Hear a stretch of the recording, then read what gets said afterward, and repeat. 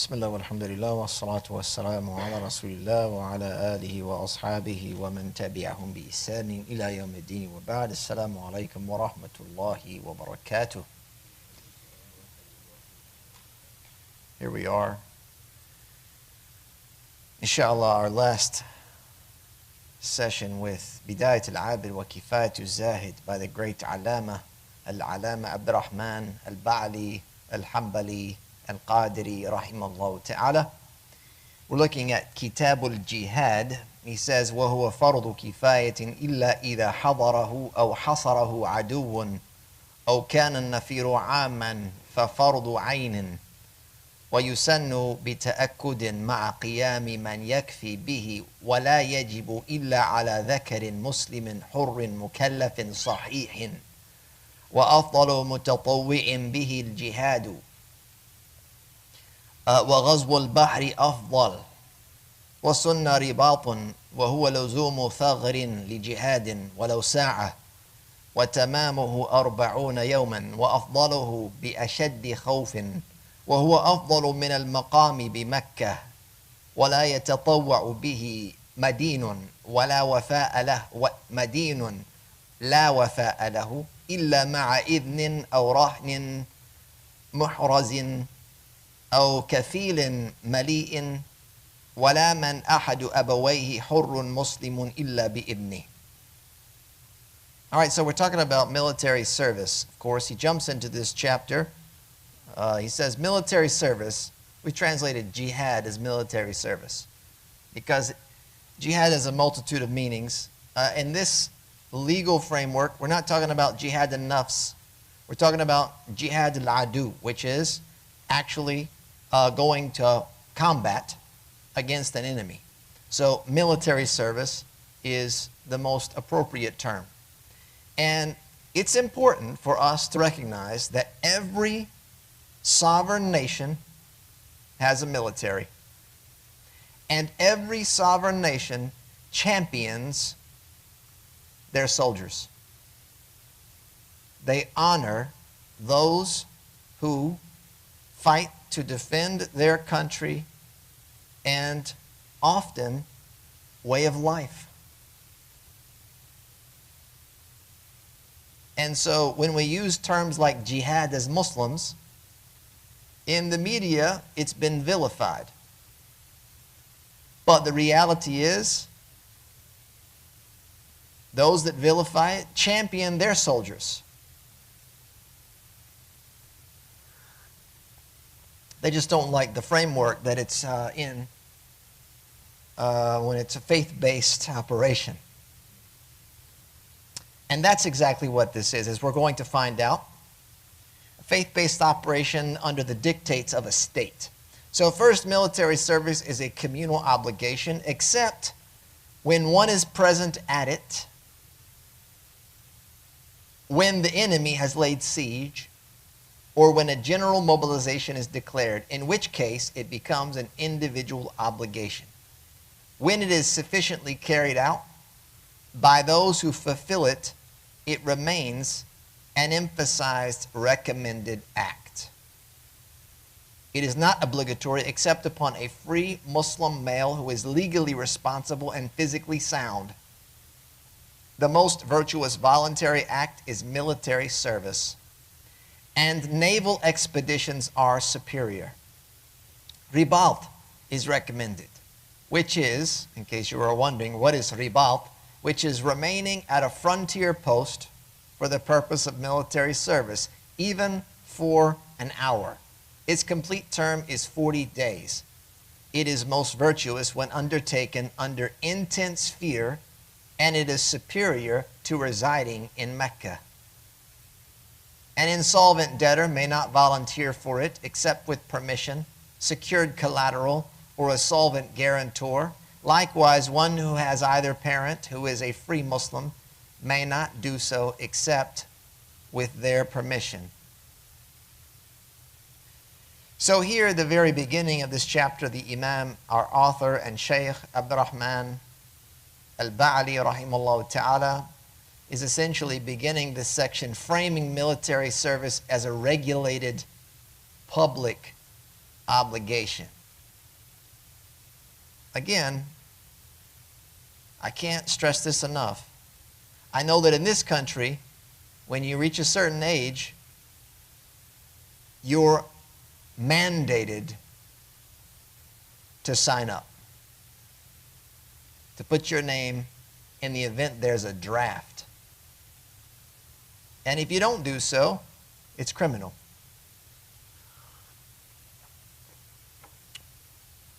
So here we're understanding something similar. This is a regulated public obligation, not a perpetual individual charge. Essentially, the default ruling as a communal duty mirrors how most organized societies assign defense to qualified members, of course, rather than burdening every individual citizen at all times. So liability only shifts to the individual. When does it become an individual obligation as opposed to a communal obligation? It becomes an individual obligation, as he explains, in defined circumstances and immediate threat.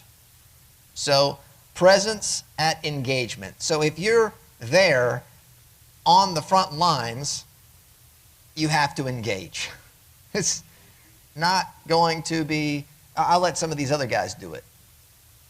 No, you're there, you're obliged to participate. Or in the event that there's an immediate threat, like the enemy is at your door, there's a siege. Either the enemy is in front of you or in front of your town, your region, or your country. Then everyone is obliged to pick up arms and defend. Or if there has been declared a general mobilization, this would be like what they call the draft. They're drafting everybody now to go to war. Outside of these cases, fulfillment by a sufficient group discharges the rest. And that's the nature of fardu kifaya. If there's enough to handle the need, then the rest of us that aren't participating are not held accountable and won't be sinful for not standing for this duty. Right? So as long as it's being fulfilled properly, then they will serve the rest of us in that capacity. The conditions of obligation further restrict the duty of military service, and that is to those legally responsible, number one, and physically capable. And that, of course, shows that the obligation here is it's neither indiscriminate, meaning we're just making everybody go do this. Everybody's got to go fight. At the same time, it's not just symbolic. You have to be of a certain age and a certain capacity. Meaning here, you actually need to be helpful. And you need to be able to serve a purpose. Not just there, and you can't do anything because either you're too little or you're incapacitated in some way and you're just wearing the gear. No, you actually need to be at a level in which you can fulfill the duty. And then he talks a little bit about the description as the most virtuous voluntary act of any other worship, as meaning the most rewarding of that, and that's because of what's at stake. Right? The Prophet ﷺ highlighted this very clearly. If a person were to go off and they would give their life for Allah subhanahu wa ta'ala in service of the deen and the ummah, then there's no other voluntary thing that they could do better than that.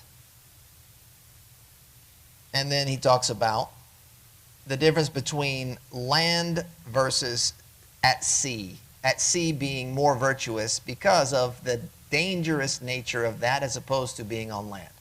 Being at sea, like in the Navy, has an extra layer of danger involved because you're not on solid ground. You're out in the ocean. Right? So not only are you putting your life on the line in combat, but you're also subject to being dumped into the ocean. And then you could die of drowning. Even if you're a good swimmer, if you're way out there and you don't get shot, but the ship gets sunk. Yeah. And so Imam al-Ba'li rahimahullah ta'ala, he says that that he's talking about here, أفضل.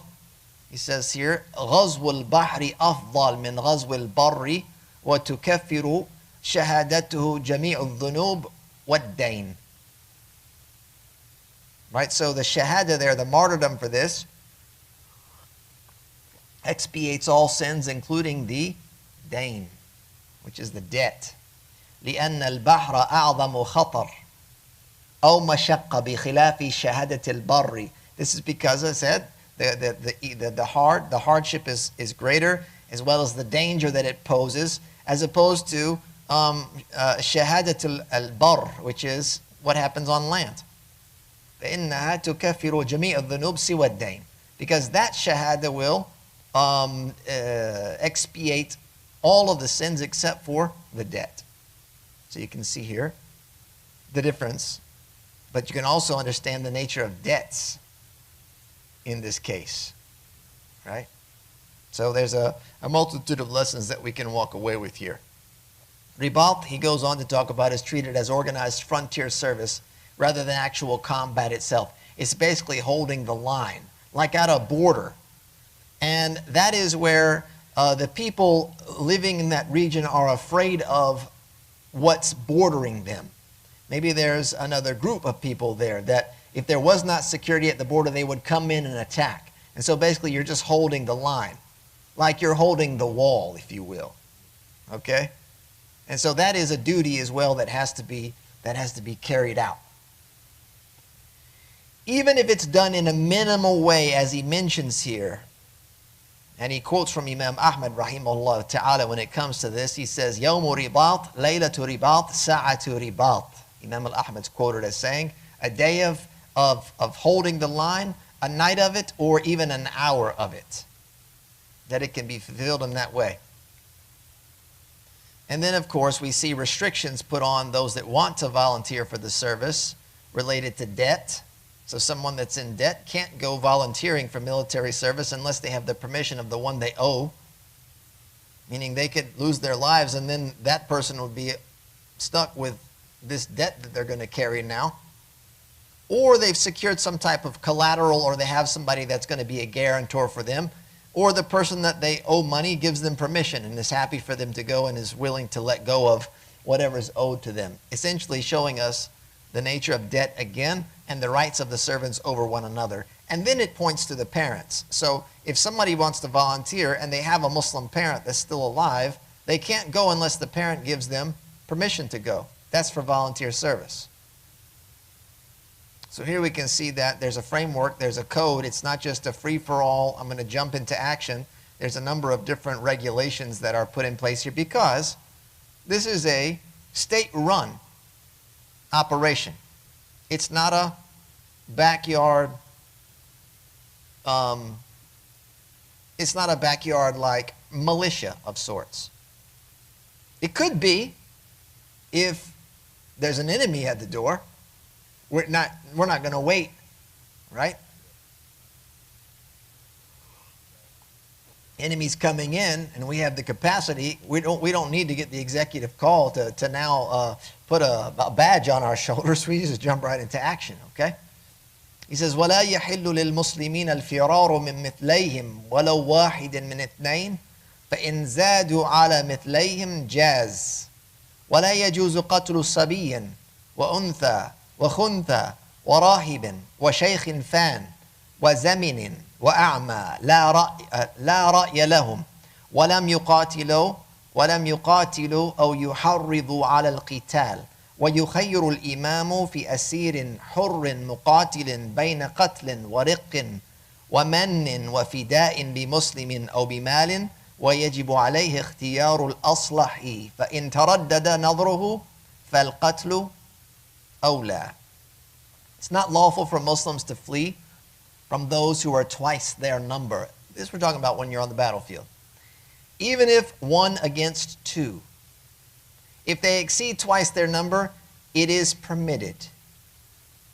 It's not permissible to kill a child, a woman, a hermaphrodite, or what we might say is like a intersex individual, couldn't identify between one or the other, a monk, a decrepit elderly person, a chronically ill person, or a blind person, so long as they do not offer counsel and do not fight or incite fighting. So these are considered non-combatants. They're not taking up any role in the combat whatsoever. With respect to the captured free combatant, the imam is given discretion between execution, bondage, release, or ransom in exchange for a Muslim or wealth. It's obligatory for him, the imam here, and again, this isn't the imam of the prayer, this is the imam of the ummah, if you will. It's obligatory upon him to choose what is most beneficial, and if his judgment remains undecided, execution takes precedence. Okay? This section, we're further regulating conduct regarding engagement, military engagement, that is, and defining what legal force looks like, the limits of force in the military code of conduct in our faith. So first, standing firm against no more than twice one's number is treated as a binding duty, meaning you can't flee the battlefield even if you're outnumbered 2 to 1. And this is considered within normal operating circumstances. Withdrawal from the battlefield is permitted when that number exceeds 2 to 1. So now when you're outnumbered more than 2 to 1, it's permissible for you to retreat or to withdraw. And it may be preferable if you believe that you will be defeated and killed. It may be the wise strategic move to withdraw or to retreat. But if it's not more than 2 to 1, you have to stand firm, even if you think we could lose our lives here. It's possible, but as we know and we'll come to see, battles aren't always won, or I should say, they aren't won solely by numbers and machinery. Okay, so there is a threshold there that we have to maintain our military presence and posture. And then there are, of course, exceptions once that threshold is breached.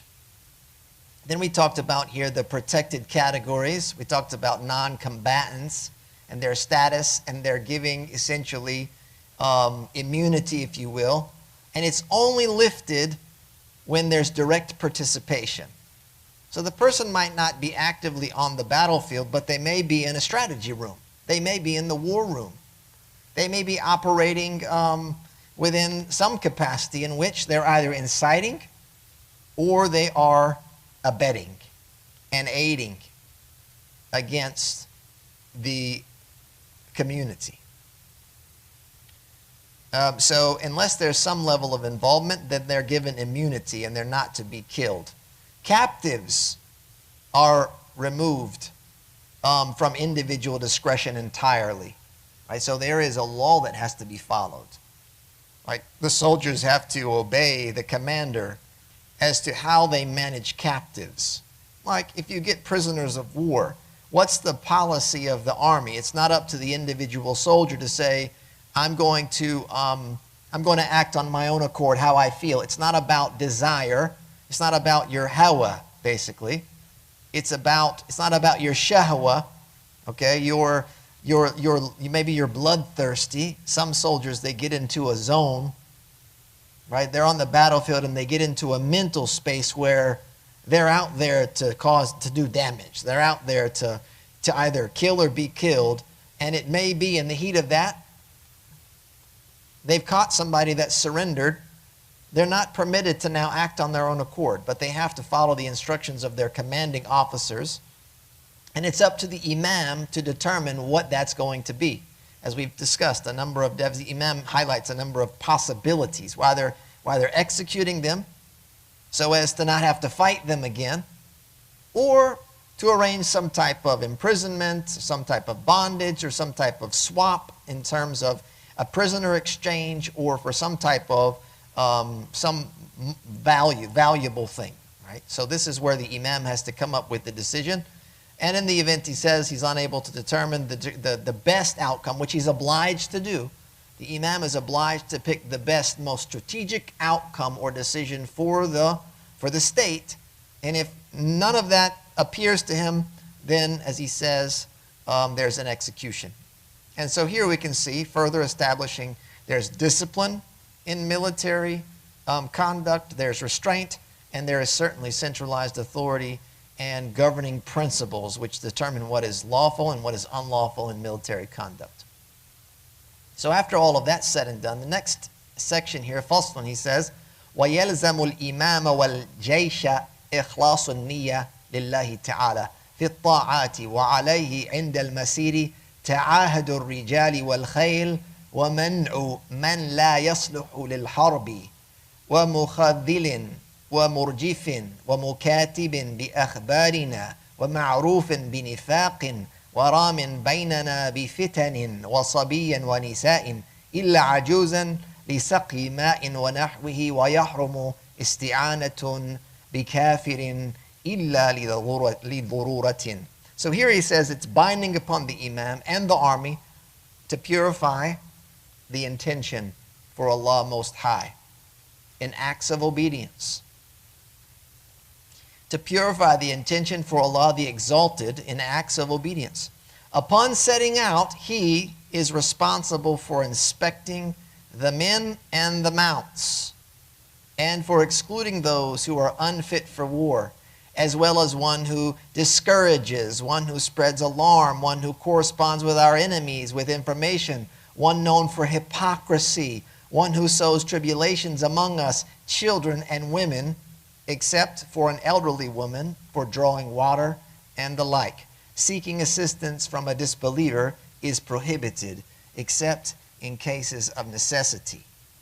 He says, وَيَمْنَعُ جَيْشَهُ من محرم وتشاغل بتجارة ويعد الصابر بأجر ونفل ويشاور ذا رأي ومن قتل قتيلا في حالة الحرب فله سلبه وهو ما عليه من ثياب وحلي وسلاح وكذا دابته التي قاتل عليها وما عليها وأما نفقته ورحله وخيمته وجنيبه فغنيمة. Here he goes on to say he is to restrain his army from what is prohibited and from occupying themselves with trade, like business, buying and selling.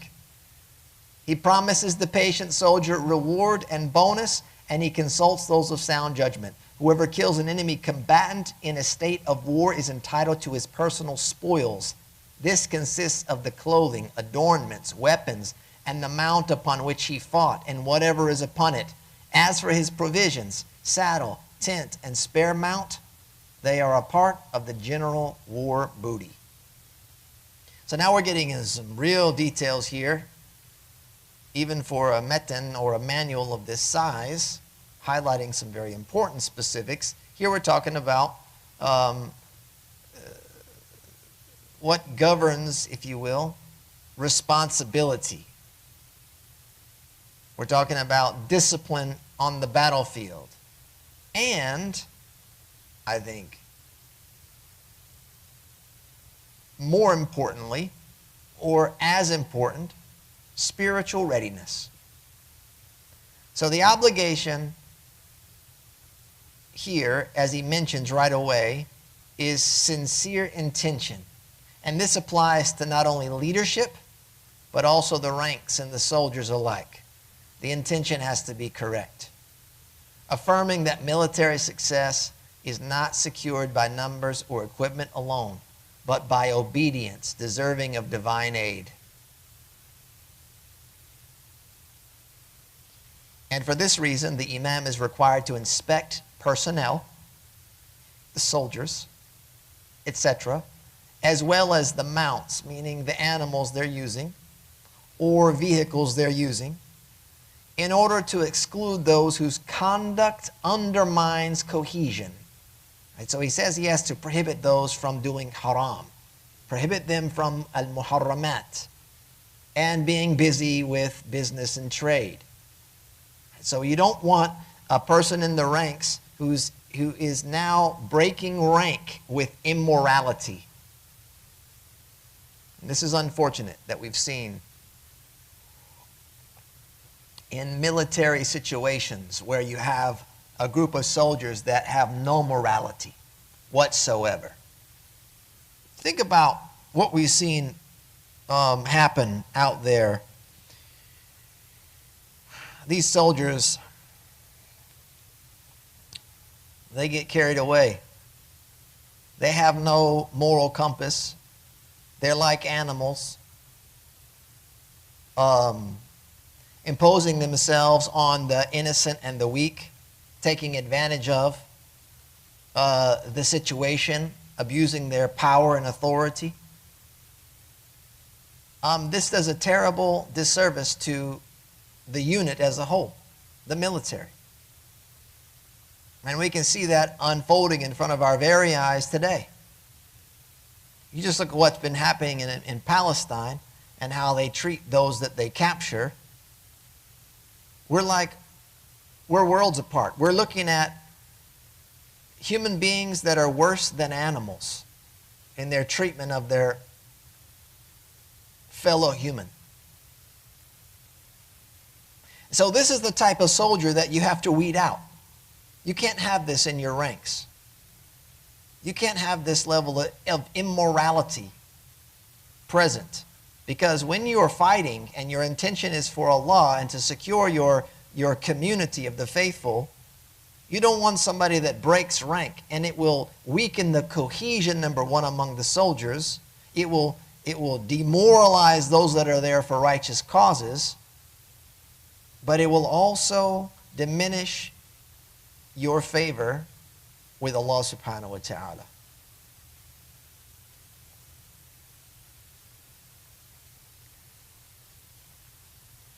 So that's the first element. The second element, he says, is about keeping the soldiers on task.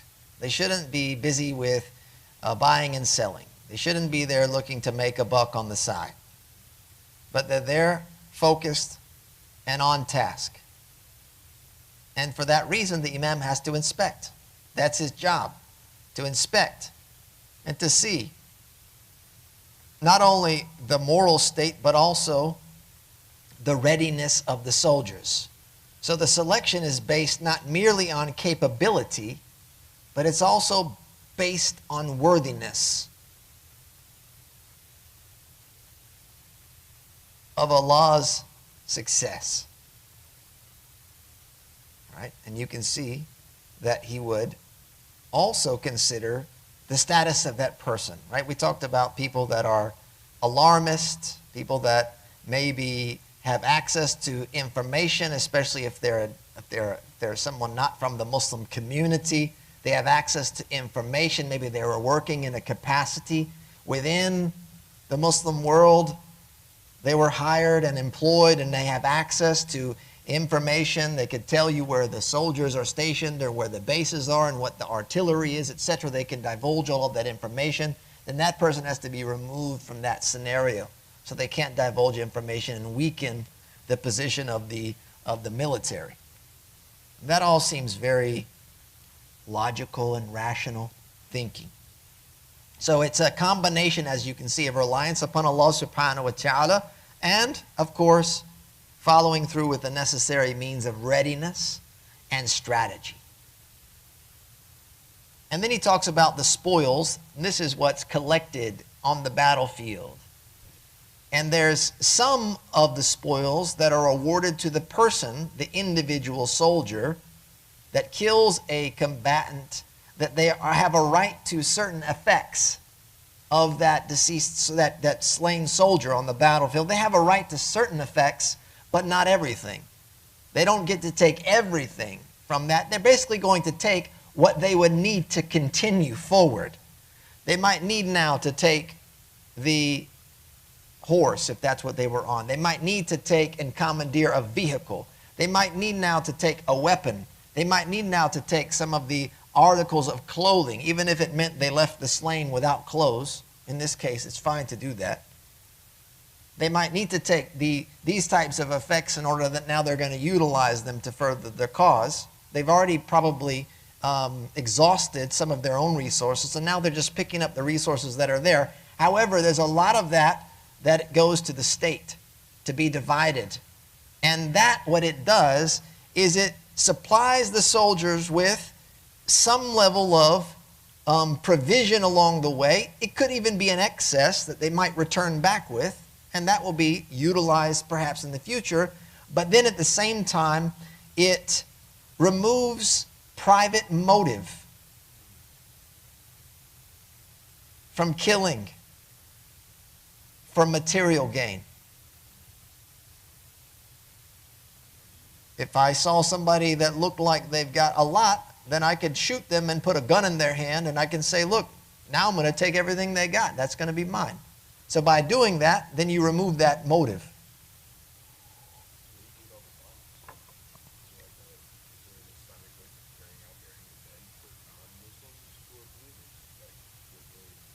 You let them handle it. Yeah. You let them handle their own. The next section, he says, فصل تملك الغنيمة بالاستيلاء عليها في دار الحرب فيجعل خمسها 5 أسهم سهم لله ورسوله يصرف مصرف الفيء وسهم لذوي القربى وهم بنو هاشم والمطلب وسهم لليتامى الفقراء وسهم للمساكين وسهم لأبناء السبيل ثم يقسم الباقي بين من شهد الوقعة لقصد قتال ونحوه للرجال سهم وللفارس على فرس عربي 3 أسهم وعلى غيره 2 ولا يسهم لأكثر من فرسين ولا لغير الخيل. So booty here, that's war booty, becomes owned by taking possession of it in the territories of war. 1/5 of it is apportioned into 5 shares. A share for Allah and His Messenger, to be expended in the same manner as fayʼ, which we'll talk about later, but it basically goes to the betterment of the larger community.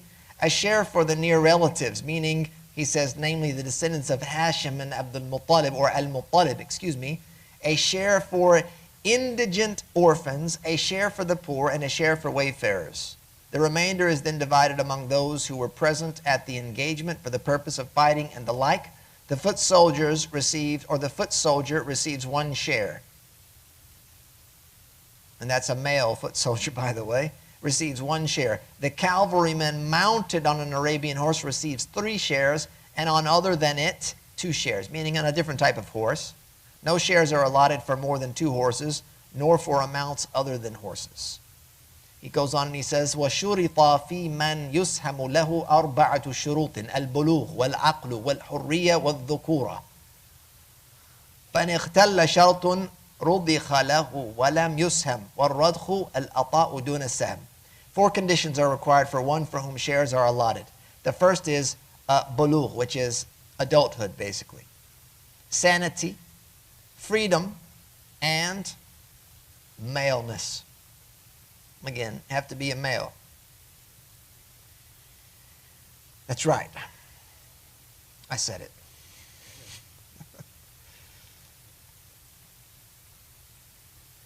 We keep our lady folk ladies. That's one thing you got to say about Islam, is we protect women to be women. We don't want our women being men. We protect their femininity in that way. Could a woman fight? Sure. She has arms today. She has a finger to pull a trigger. She could fly a drone. She could operate all types of things. No doubt about it. Is that the environment a woman should be put in? We don't believe so. Those aren't qualities of femininity. And we preserve that because for Allah's creatures, male and female, preserving the maleness and preserving the femaleness is preserving their dignity and their honor. So pushing a man into a woman's role or dressing him up as a woman is a way in which you strip him of his honor and dignity. And the same thing applies to a woman. Pushing her into a male role, yes, and we have those in Islam. There are male roles and there are female roles. And then there are roles that are shared. There's no doubt about it. But pushing one or the other into the opposite role is how you strip them of their dignity and honor that Allah has afforded them.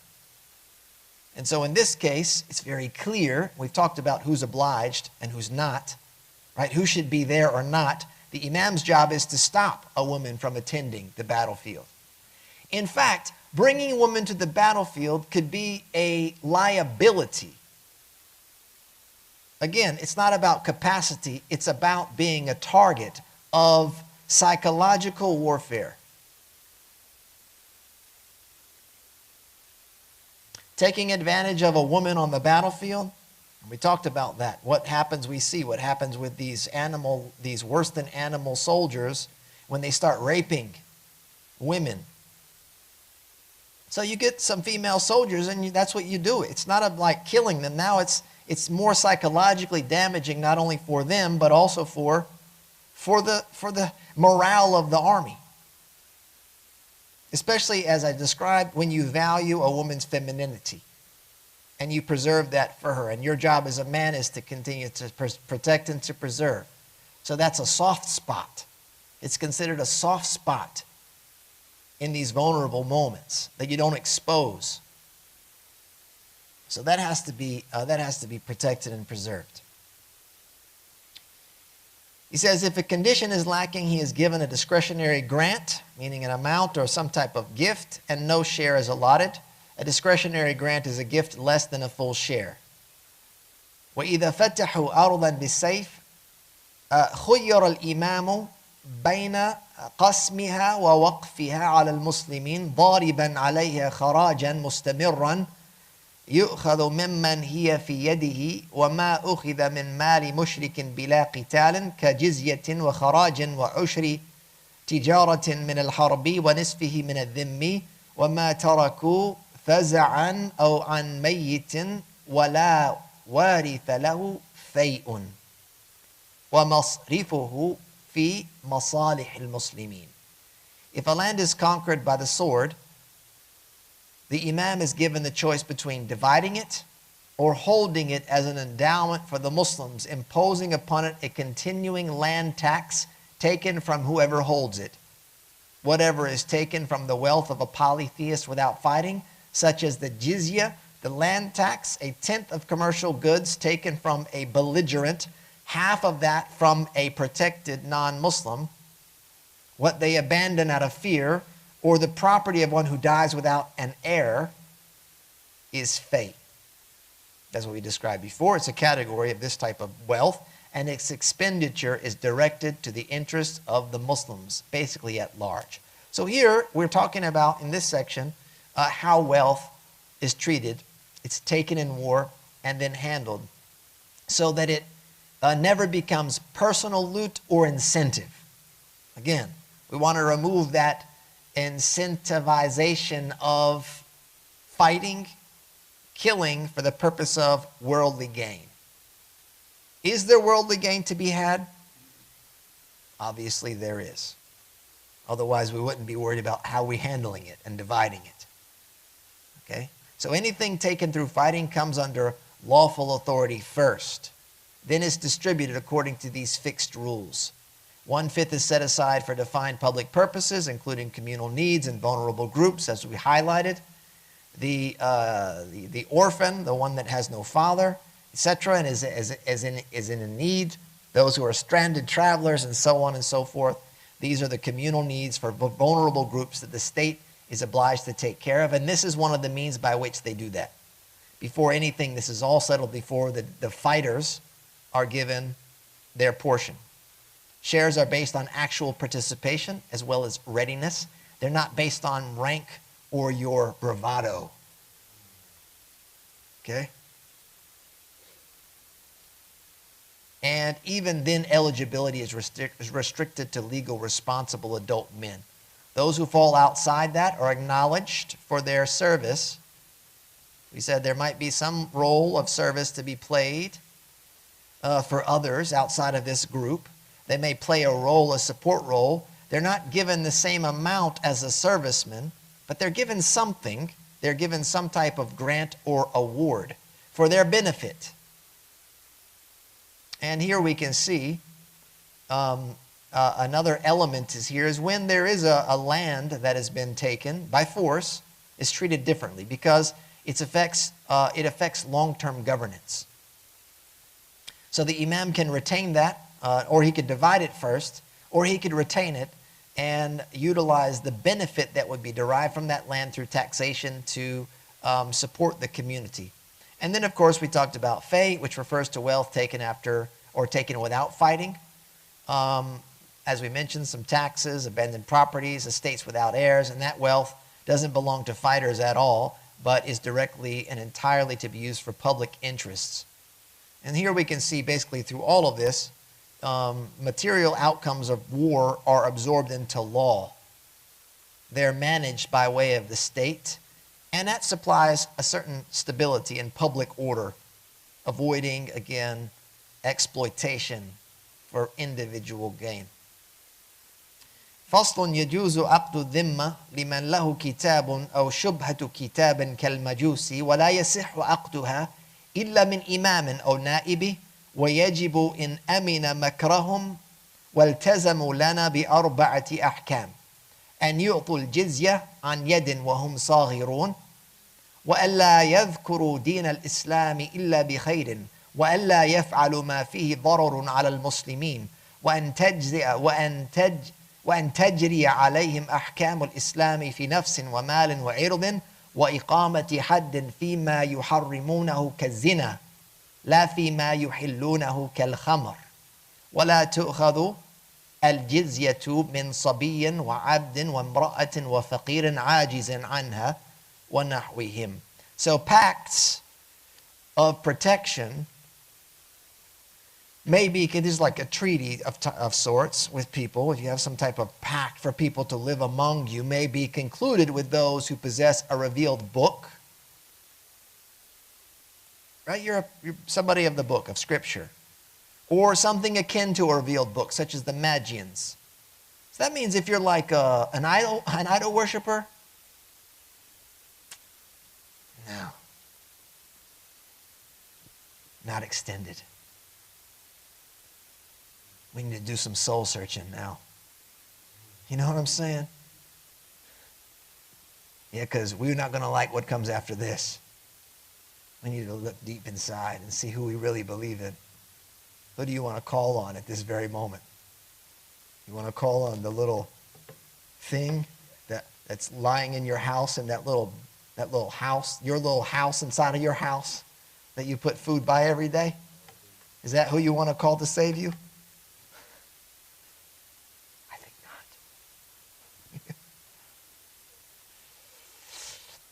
not. The pact is not valid unless concluded by the imam or his deputy. It becomes binding when he is secure from their treachery and they commit to 4 rulings: that they give the jizya directly while in a state of subjection, that they not mention the religion of Islam except with good, meaning either you be quiet unless you have something positive to say, that they not commit anything which brings harm upon the Muslims, and that the rulings of Islam apply to them with respect to life, property, and honor, including the enforcement of legal penalties in matters they themselves prohibit, such as fornication, but not in matters they permit, such as wine. The jizya is not taken from a child, a slave, a woman, or a poor person incapable of paying it, and those similar to them. وَيَلْزَمَهُمُ التَّمْيِيزُ بَيْنَ عَنِ الْمُسْلِمِينَ وَيُمْنَعُونَ مِنْ رُكُوبِ الْخَيْرِ وَحَمْلِ السِّلَاحِ وتعلية بناء على مسلم ولو رضي، ويجب نقضه ويضمن ذمي ما تلف به، لا إن ملكوا من مسلم ولا يعاد عاليا لو انهدم، ولا إن بنى مسلم دارا عندهم دون بنائهم من إحداث كنائس وبناء من هدم منها، ومن إظهار منكر وعيد وصليب وأكل وشرب نهار رمضان، وخمر وخنزير ورفع صوت على ميت وقراءة قرآن وناقوس وجهر بكتابهم وشراء مصحف وفقه وحديث وعلى الإمام حفظهم ومنع من يؤذيهم. They are required to distinguish themselves from the Muslims and are prohibited from riding horses, carrying weapons, and raising a building above that of a Muslim, even with his consent, and it must be demolished. A protected non-Muslim is liable for what he destroys, except for what he owns having acquired it from a Muslim, nor is it to be built at an elevated height if it collapses, meaning rebuilt, nor it is to be rebuilt at an elevated height if it collapses, nor if a Muslim builds a house among them that is lower than their buildings. They are prohibited from establishing churches, rebuilding what is collapsed of them, openly displaying acts of immorality, festivals, crosses, eating and drinking during the daytime of Ramadan, wine and swine, from raising the voice over the dead, reciting the Quran, ringing bells, publicly proclaiming their scripture, and purchasing a copy of the Quran, books of jurisprudence or prophetic tradition. It is upon the imam to safeguard them to prevent anyone from harming them, meaning if they adhere to the law. This is for someone that's adjoined is living in the state under the protection of the Muslims. These are some of the rules that they're obliged to adhere to. And this section basically is explaining the pact that they agree to in order to receive protection within the Muslim state. So this is a state-level legal agreement.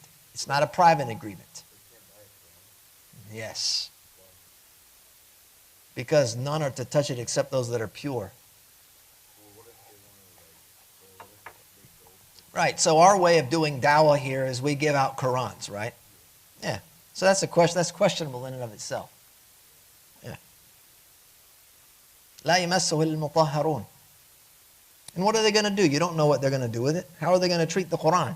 They're going to take it, they're going to throw it on their floor, they're going to let their dog sit next to it, they're going to put it under the thing, right? You give them a translation, that's another thing altogether. They hand them the mushaf.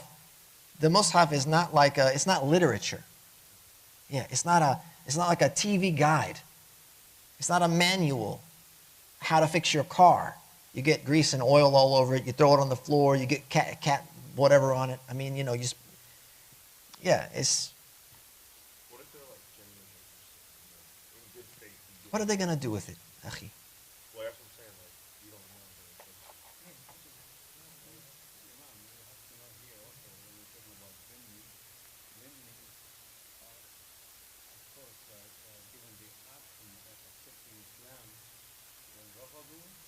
That's how they have faith, right? In that they do something. لو أسلموا خلاص. If their wealth is safe, so they are now Muslim. But now this Muslim, all of a sudden, even though they are doing it, they are different. They are dhimmi. Now they want Quran for what purpose? He said they're genuinely interested. Genuinely interested.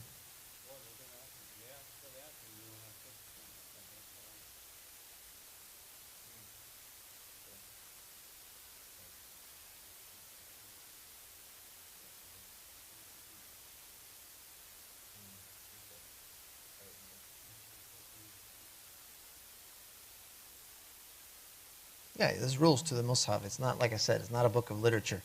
It's not a storybook. It's not a collection of even like the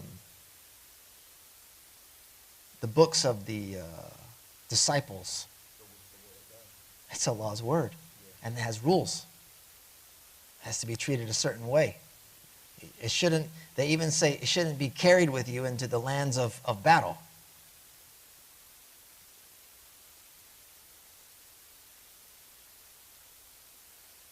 All right, let's see where we are. All right, so here, we go on here with this idea. So essentially, as we said, this is a legal agreement that is managed by the imam or his representative. And there's a purpose to that. It's protection in exchange for clear, enforceable terms. You are going to be protected. it will be the state's duty to protect you as one of its citizens if you adhere to the law. If you're a law-abiding citizen, you are afforded its service. Much like what happens in many places. Here, what do? We have to be law-abiding citizens in order to receive the services of our government. Otherwise, we end up in jail. And we have to do what? We have to pay for that. We don't get free services. We contribute to those services. So we have to fulfill our end of the agreement with the government. And that's basically what we're looking at here.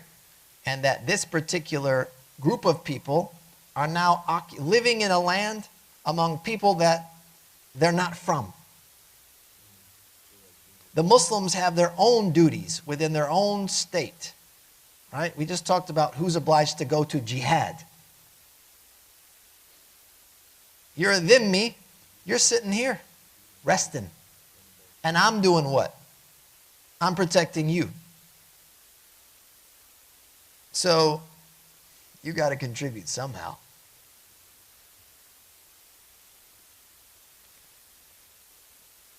So there's an agreement there that has to take place. So this jizya is essentially functioning as a civic obligation, and it's tied to that protection. The jizya is not a religious conversion tool. Become Muslim or pay a jizya. No, it's not. That's not how it's looked at. This is like you're paying for service. You're supporting the state that you're living in, even though you're not a part of its identity. You're not a part of it as its state. Because look, a lot of times we're thinking of things from a secular standpoint, where there's a government and then there's your religious life. But in Islam, we don't have that. Islam is Islam. It's everywhere. It's within everything. It's in how you eat. It's in how you sleep. It's how you get up. It's how you go to work. It's how you go and step onto the battlefield in the event that that's the necessity.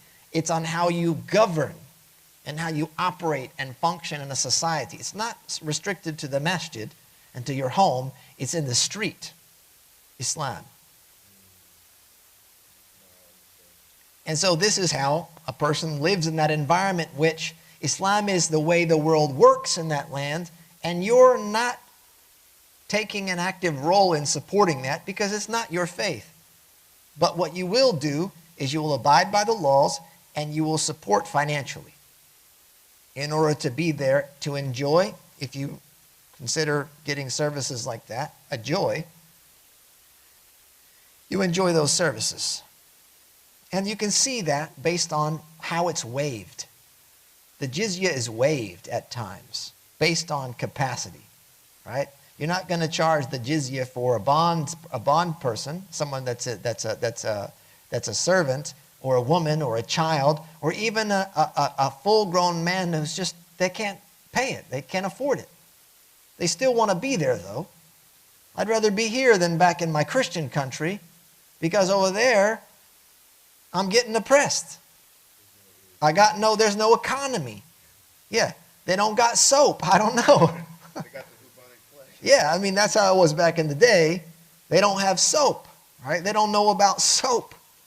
And I've been exposed to Muslim culture, and you guys got soap. Like you wash your body. And guess what? I kind of like that. Yeah, you brush your teeth. I kind of like being here. And some people like that today. They're attracted to the Muslim world. And they want to go live in the Muslim world, and they want to have access to the Muslim wealth. And they do.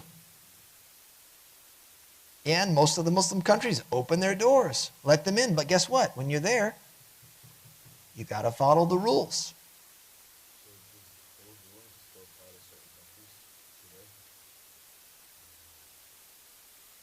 Some.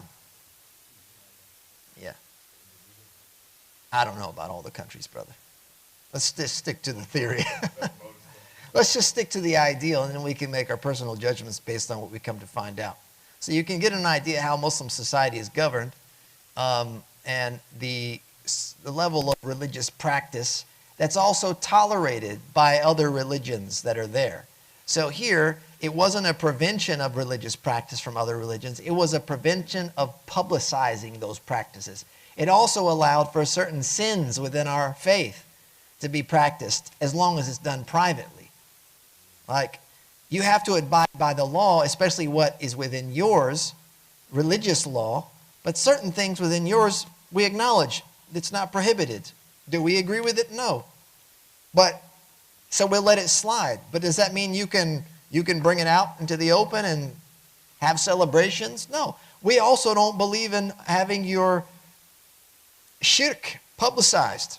You're bringing out crosses and celebrating Isa alayhi salam as a god and a bird, you know, all these things. You want to do it at home? Go ahead. If we're in there and there's already something established, there's a church there, it's there.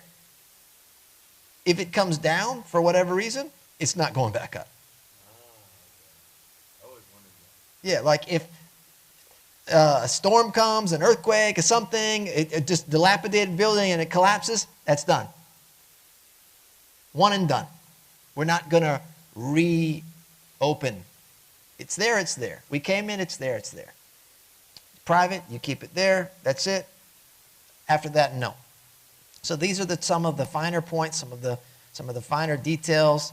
He mentions just a few of them to give us some ideas, to introduce some concepts to us, and basically giving us a general picture of how the state works in this capacity. He says, وَمَنْ أَبَى مِنْهُمْ بَذْلَ الْجِزْيَةِ أَوْ الصَّغَارِ أَوْ الْتِزَامَ حُكْمِنَا أَوْ قَاتَلَنَا أَوْ زَنَى بِمُسْلِمَةٍ. Here we go. أو أصابها باسم نكاح أو قطع الطريق أو تجسس أو آوى جاسوسا أو ذكر الله تعالى وكتابه أو دينه أو رسوله بسوء أو تعدى على مسلم بقتل أو فتنة عن دينه انتقض عهده دون ذريته فيخير الإمام فيه كالأسير الحربي وماله فيء فيحرم قتله إن أسلم وَلَوْ كَانَ سَبَّ النَّبِيِّ صَلَّى اللَّهُ عَلَيْهِ وَسَلَّمَ. Whoever among them refuses to render the jizya, to submit to subjection, meaning they're being subject to our law, they're submitting to or surrendering to the obligations. So if they refuse to render jizya or to submit or to abide by our ruling, or fights us, or commits adultery with a Muslim woman. And adultery, by the way, it's the same whether it's consensual or not, whether she agreed or she didn't. And it's the same. I mean, there's an extra layer on forcing yourself, there's an extra layer here on top of that. But you know what happens to the zani at the end of the day? In this case, right, they commit adultery with a Muslim woman or has intercourse with her under the claim of marriage. Because we know that if somebody's non-Muslim and they claim to have married a Muslim woman, and even if they went through some type of legal process, it's not a valid marriage.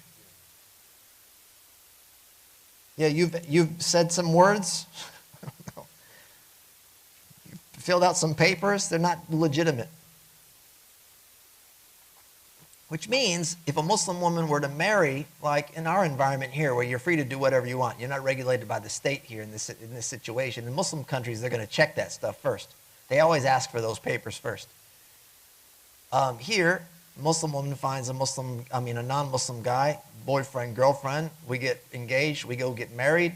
Whatever happens, family life, who knows?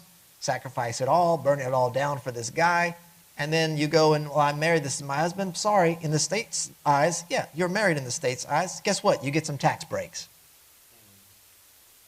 You've got the government, your government's involved in your household. Jazakallah khair, I get some tax breaks. That's what you get. And you're on record. Okay, good. Two have become one in the eyes of the state. That's all you get. But in the eyes of the Sharia, it's not even a valid marriage. So what are you doing together? What is it that you're doing together now? What's that considered? It's fornication. Yeah, it doesn't matter how many rings you put on that finger. It all comes down to the same end. All right, so that's an important note to make here. Beyond just breaking a pact here, he says, or commits highway robbery, or spies or gives shelter to a spy, or speaks of Allah, his book, his religion, or his messenger in an evil manner, or transgresses against the Muslim by killing him or by leading him astray from his religion, his pact is thereby nullified, but not that of his offspring. The imam is given discretion regarding him, as with a captive combatant. We've talked about what the imam has to do there, make a decision between 1, 2, 3, or 4.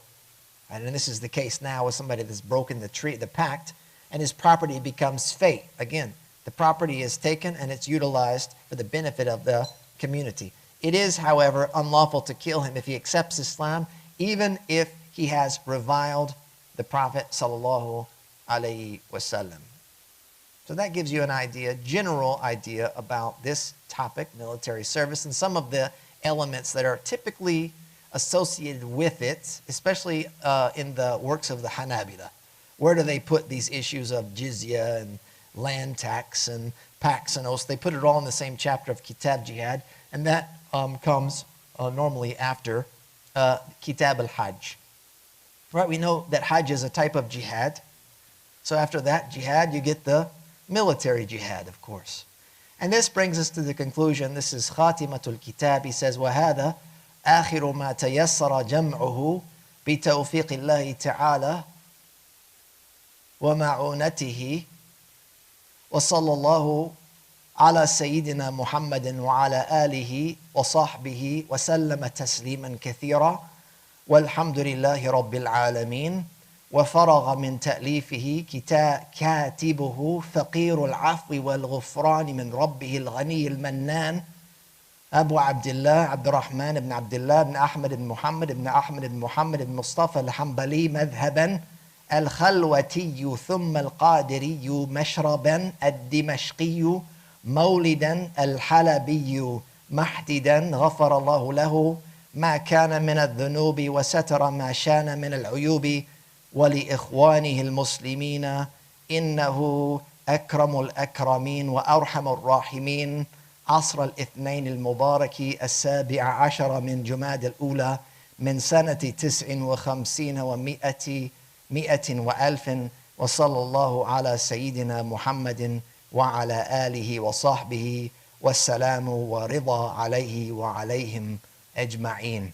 With the success and assistance of Allah Ta'ala, this is the last of what was made easy to compile. May abundant prayers and peace be upon our Master Muhammad and upon his family and his companions, and all praise belongs to Allah, Lord of the worlds, the author, poor, in need of pardon and forgiveness from his Lord, the self-sufficient and bestower, Abu Abdullah, Abdurrahman ibn Abdullah, ibn Ahmad ibn Muhammad ibn Ahmad ibn Muhammad ibn Mustafa, Hanbali in legal school, Khalwati, and then Qadiri in spiritual path, Damascus by birth, and Alippine, or from Aleppo by residence, completed its composition. May Allah forgive what has passed of his sins, conceal what has marred of his faults, and do so likewise for his Muslim brothers, for he is the most generous of the generous and most merciful of the merciful. This was completed on the blessed afternoon of Monday, the 17th of Jumad al-Ula in the year 1159. May prayers, peace, and contentment be upon our Master Muhammad and upon his family and his companions, all of them. So, of course, this concludes the book. And this marks the 24th lesson to do so.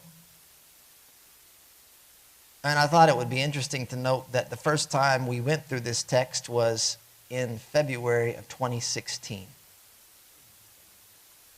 Nearly a decade now after completing another explanation. And this is perhaps a long overdue project to circle back to Bidayat al-Abid, right? Bidayat al-Abid, the commencement, the beginning for the servant. And basically, Bidayat al-Abid, by the way, as a little insight, Bidayat al-Abid is pretty much where the journey began for Hanbali disciples.